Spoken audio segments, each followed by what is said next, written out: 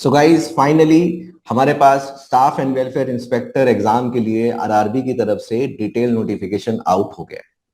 Form filling की dates चालू हो गई हैं और 6 फरवरी से पहले आपको फॉर्म भर देना है।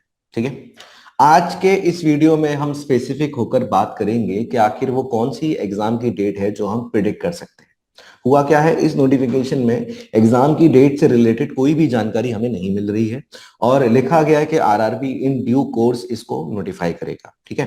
तो अब हमारे पास क्या तरीका हो सकता है उस एग्जाम डेट को पता करने का। अब होता क्या है गाइस कि आप लोग प्रिपरेशन करना चालू करेंगे, but there should be a deadline. उस डेडलाइन को ध्यान में रख के आपको अपना सिलेबस पूरा कवर करना होगा, अपना कोर्स पूरा कवर करना होगा, otherwise it will be an open ended. ठीक है।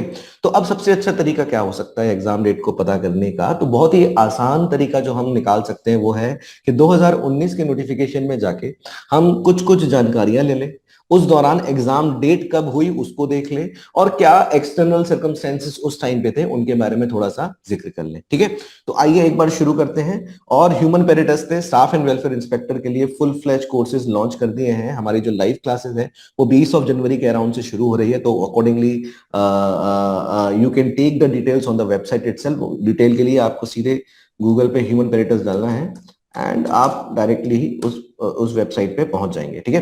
तो यहाँ आपको होम पेज पे जाना है, यहाँ पर आपको स्टाफ एंड वेलफेयर इंस्पेक्टर का कोर्स मिल जाएगा और क्लासेस के साथ साथ और क्या क्या आपको पढ़ने के लिए जरूरी होगा जो हम दे रहे हैं, recorded videos, practice questions and everything, वो आपको यहाँ पे दिख जाएगा। ठीक है।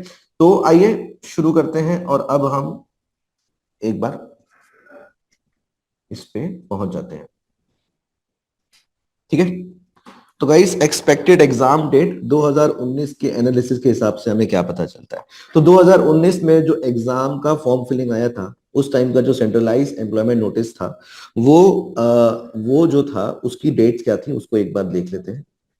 सो फॉर्म फिलिंग जो थी जो आपकी स्टार्ट हुई थी वो हुई थी आपकी मार्च 2019 के महीने में और ये खत्म हुई थी आपकी अप्रैल 2019 के महीने में। तो ये ओपन ये क्लोज। ठीक है। इसके बाद अगर हम एग्जाम डेट्स की बात करें और नोटिफिकेशन में उसकी क्या जानकारी दी गई थी उसके बारे में देखते हैं। तो एग्जाम डेट्स जो नोटिफिकेशन में दी गई थी वो दी गई थी टेंटेटिव। ठीक है। तो क्या जो नोटिफिकेशन था 2019 का उसमें टेंटेटिव डेट्स एग्जाम की मेंशन थी और 2025 के नोटिफिकेशन में कोई भी डेट्स मेंशन नहीं है। तो टेंटेटिव डेट्स जो उसमें मेंशन थी वो क्या थी? वो थी आपकी जून 2019 या फिर जुलाई 2019। ठीक है। तो इन दोनों इंफॉर्मेशन को अगर मैं कंबाइन करूं तो मुझे पता चलता है कि आरआरबी ने बोला था 2019 में कि भाई फॉर्म फिलिंग की डेट की शुरुआत से लेके एग्जाम की जो डेट है हम 3-4 महीने में जो है एग्जाम कंडक्ट कर देंगे। ठीक है।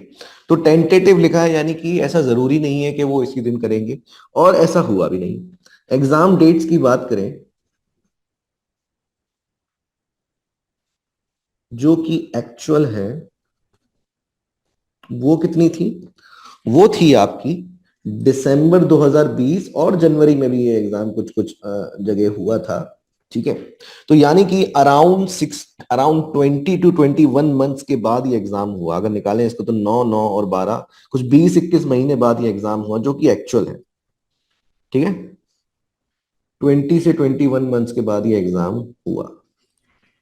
ठीक है। और देन फाइनली जो प्रोसेस के बाद आरआरबी ने जो रिजल्ट डिक्लेयर किया था इसका वो किया था आपका कुछ अप्रैल 2022 में।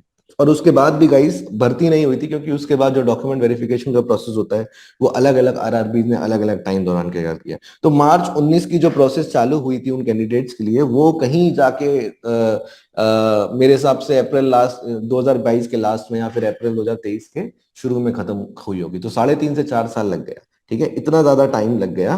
अब हमें यहाँ पे एक बात समझनी है कि उस दौरान जो अगर हम टाइम पीरियड देखेंगे एग्जाम डेट्स का भी वहां पे एक एक्सटर्नल सर्कमस्टेंसेस का फैक्टर है वो है आपका कोविड। ठीक है। तो इस दौरान कोविड के दौरान आप जानते हैं क्या स्थिति थी। एग्जाम कंडक्ट कराना जो था वो काफी पीछे की प्रायोरिटी उस टाइम पे नेचुरली हो गई होगी। ठीक है। तो गाइस अब ये हमने पिछले एग्जाम डेट का देख लिया। अब हम क्या करें? आखिर what plan that we should keep in our mind. ठीक है, तो गाइस 2025 की अगर मैं आपसे बात करूं तो हमारे पास प्रिडिक्ट करने के नाम पे केवल एक ही डेटा है। वो क्या है कि टेंटेटिवली 2019 में 3 से 4 महीने का टाइम दिया गया और एग्जाम हुआ 20 से 21 महीने का टाइम। ठीक है, तो भाई आज के लिए ये है आपका वर्स्ट केस सिनेरियो और ये है आपका best scenario in a hypothetical way. हम जो अप्रोक्सीमेशन यहां पे लगा रहे हैं, तो गाइस हम सब अब इस बात को जानते हैं कि हमें ना वर्स्ट केस के लिए हमेशा तैयार रहना चाहिए, because there is a saying कि जो बेस्ट केस है ना, best case is always the prepare for the worst case. ठीक है, तो हमारा ऐसा मानना है, नॉट हार्ड एंड फास्ट कोई रूल जो हम यहाँ पे पॉइंट आउट कर रहे हैं, पर हमारा ऐसा मानना है कि बेस्ड ऑन द टॉपिक्स जो स्टाफ एंड वेलफेयर इंस्पेक्टर में आपको पढ़ने हैं and based on this 2019 data, हम ऐसा हमारा ऐसा मानना है कि 3 से 4 महीना ही आप अपना टाइम मिनिमम लेके चलिए। और सिलेबस की क्वांटिटी का जो लेंथ है उसको भी ध्यान में रख के मैं आपको ये बात कह रहा हूं, बहुत ही प्रिसाइज और एक्यूरेट सिलेबस जो है हमें स्टाफ एंड वेलफेयर इंस्पेक्टर ने हमें दिया हुआ है। फॉर एग्जांपल लेबर लॉस में पढ़ना तो है पर केवल 13 एक्ट्स पढ़ने हैं। न्यूमेरिकल एबिलिटी मैथमेटिक्स में क्या टॉपिक्स पढ़ने हैं वो भी उन्होंने मेंशन कर दिया है।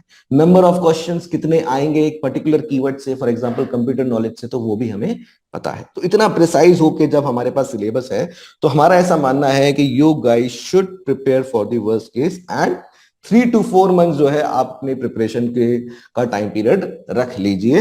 और without commanding any expertise in this estimation, हमारा ऐसा मानना है कि आप मिड 2025 में इसका एग्जाम प्रिडिक्ट करिए और उसी के तहत अपनी तैयारी आप अपनी चालू कर दीजिए। ठीक है, तो हाँ, तो that is all from my side. ह्यूमन पेरिटस के साथ तैयारी करने के लिए आप हमारे जो कोर्सेज की डिटेल्स हैं वो वेबसाइट से ले सकते हैं, डिस्क्रिप्शन में भी इसका लिंक पड़ा है और जो नंबर आपके सामने फ्लैश हो रहा है आप डायरेक्टली यहाँ पे भी कॉल इसके लिए कर सकते हैं। All the best.